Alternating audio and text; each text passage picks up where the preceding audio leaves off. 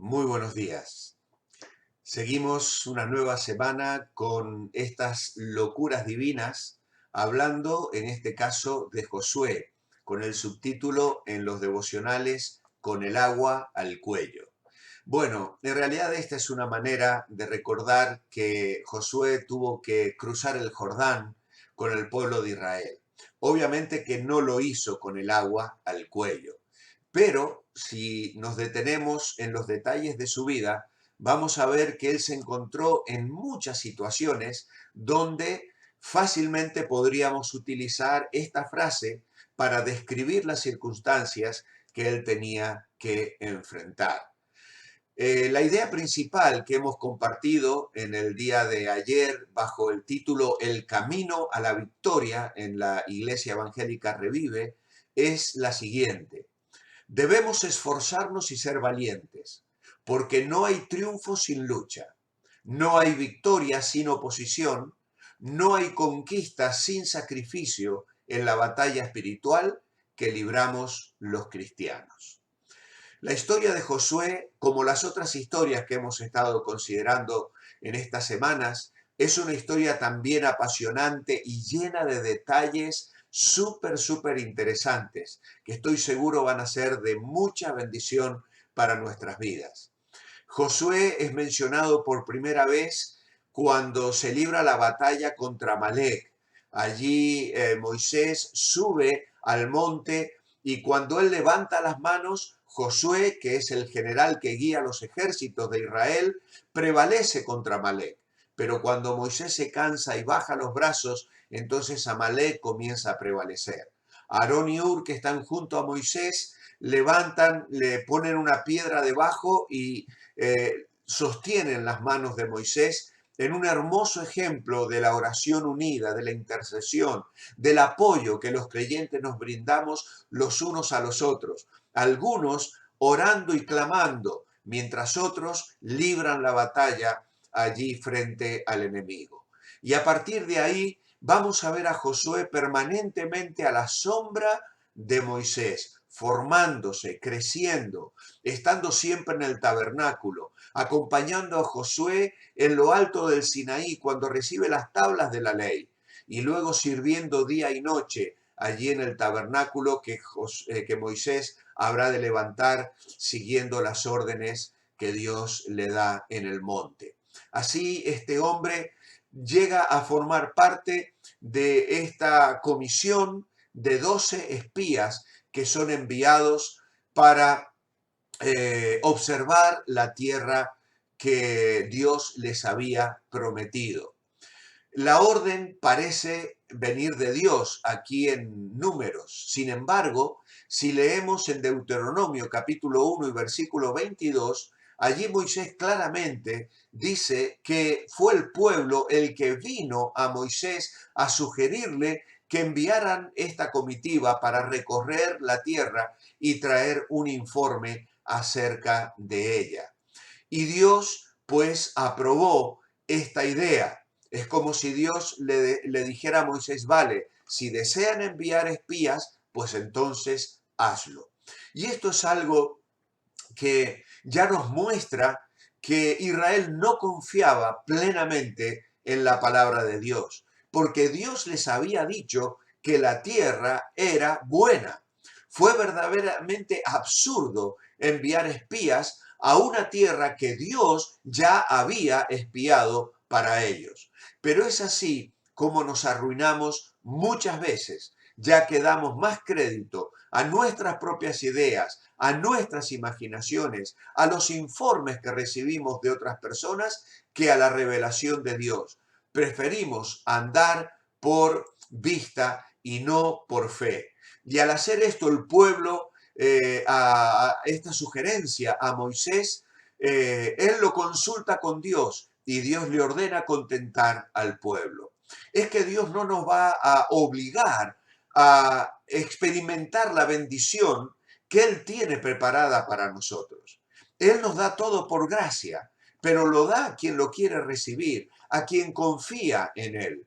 Más tarde habrán 2,5 tribus que no querrán entrar en la tierra prometida, que querrán permanecer de este lado del Jordán. y Dios les va a aceptar la idea. Mira, Dios no te va a obligar a ti a vivir la victoria de vida cristiana a la que Él te desafía, porque hay un precio que pagar, hay un Jordán que cruzar, hay una tierra que conquistar. Y Dios no va a obligar a nadie a entrar, a cruzar el Jordán y a entrar a esa experiencia de victoria. Es una experiencia que está al alcance de aquellos que la quieren obtener. Ahora, estamos en Números capítulo 13 y en Números capítulo 14, donde se nos relata de una manera muy detallada la forma en que estos espías regresan. Ellos no pueden negar que la tierra de Canaán es una tierra fructífera. Traen un racimo de uvas que era una prueba estupenda de lo fructífero de la tierra y de los hermosos frutos que allí se podían obtener. Sin embargo, ellos se contradicen al decir es una tierra que traga a sus moradores. Es tal vez una manera de decir que no producía lo suficiente para mantenerlos. No sabemos exactamente a qué se referían. Luego hablan de que habitaban allí los hijos de Anac. Es una notoria exageración cuando les describen como gigantes y dice que ellos se veían a sí mismos como langostas al lado de la grandeza de estos habitantes, lo que es una exageración a toda pastilla. Pero claro, esto es lo que hablábamos ayer, el síndrome de langosta, el verse a sí mismo como poca cosa, el tener un bajo concepto de sí mismo porque nos hemos olvidado de lo que somos cuando Dios está de nuestro lado. Y lo que estos proponen es, no podremos subir contra aquel pueblo, hay que intentar otra solución, hay que seguir otro camino. Pero este, lamentablemente, es el camino de la incredulidad. Es sufrir, como decía recién, el complejo de langosta. Y es que el incrédulo no tiene en cuenta lo que Dios ya ha hecho, lo que hace hoy y lo que hará mañana. Esta es una característica de la incredulidad. Mirad, por eso la Biblia frecuentemente nos recuerda que no debemos olvidar las cosas que Dios ha hecho para nosotros. En unos devocionales unas semanas atrás hablábamos precisamente de esto, que los seres humanos somos dados a olvidar lo que tenemos que recordar y a recordar lo que debiéramos olvidar. Y Satanás usa esto en nuestra vida para frustrar nuestra vida cristiana, para promover la incredulidad. Pero en el caso del pueblo de Israel, luego el libro de Hebreos y el Salmo 95 hablará de la dureza de su corazón, de cómo ellos se negaron a entrar en la tierra prometida y experimentar la bendición del reposo que Dios quería darles en ese lugar que Él había preparado para ellos, una tierra preciosa de la cual Dios era el propietario y Él se las quería entregar precisamente a ellos.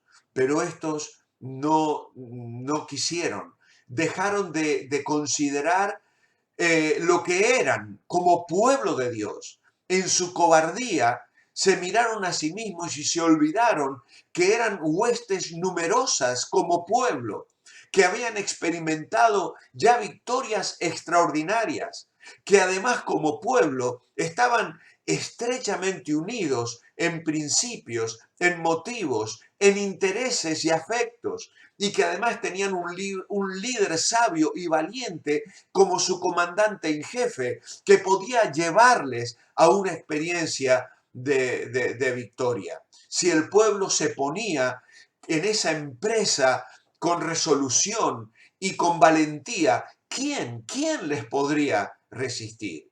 Sin embargo, ellos se merecen el apelativo de cobardes. La escritura les describe como incrédulos, porque aún teniendo suficientes señales de la presencia de Dios en medio de ellos, ellos pues se miran a sí mismos y se ven como langostas, como personas incapaces. Se olvidan de la experiencia que han tenido con Dios de parte suya, que ha extendido varias veces su brazo poderoso para liberarles y para defenderles. ¿Es que acaso los egipcios no eran más fuertes que los cananeos?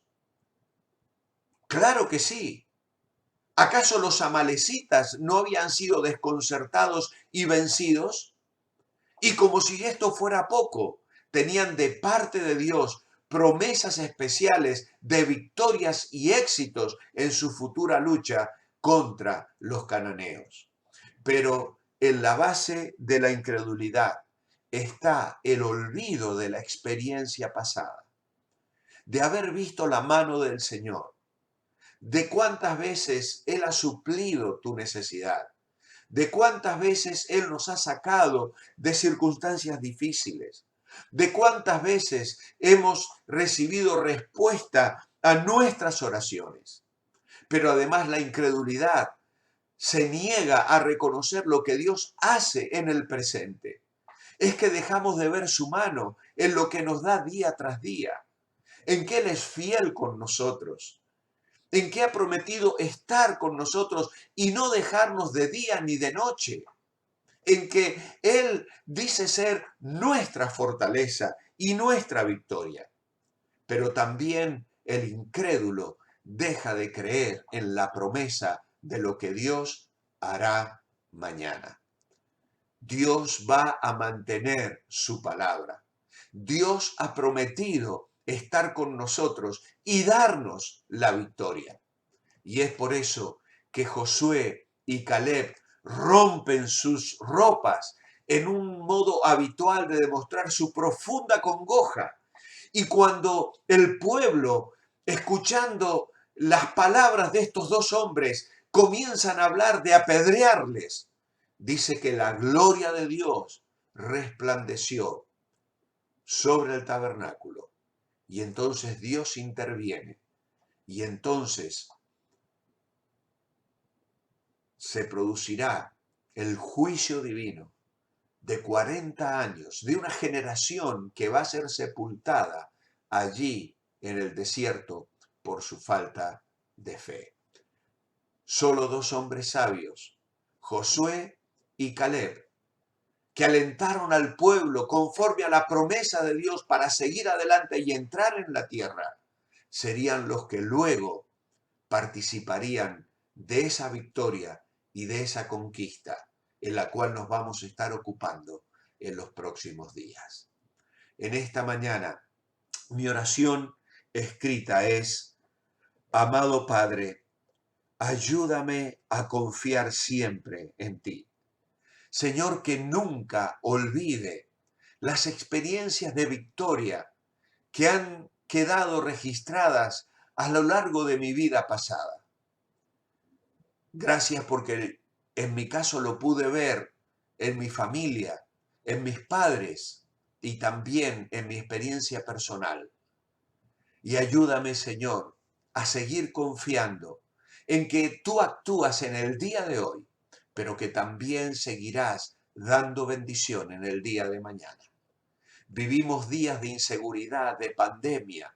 El mundo está siendo conmovido por una situación donde miles de personas están padeciendo y sufriendo.